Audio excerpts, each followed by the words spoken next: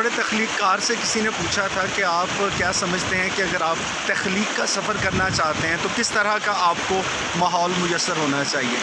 तो जवाब मिला कि अगर आपके इर्द-गिर्द पहाड़ हैं, दरिया हैं और कुदरती मनाज़र हैं तो फिर आपकी तख्लीक़ी क़ुव्वत जो है वो काफ़ी बेहतर रहती है।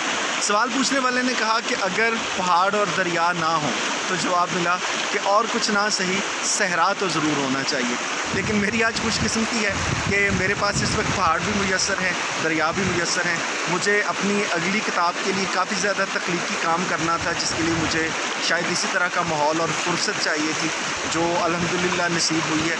और मैं यहाँ पे बैठ के बहुत सी चीज़ों को सोच सका हूँ। मैं बहुत से अपने जो थॉट्स थे उनको रीप्रोसेस कर चुका हूँ, जो वक्तन गुफ्तगू की शक्ल में आपके साथ में शेयर करता रहूँगा। दुआ में याद रखिएगा।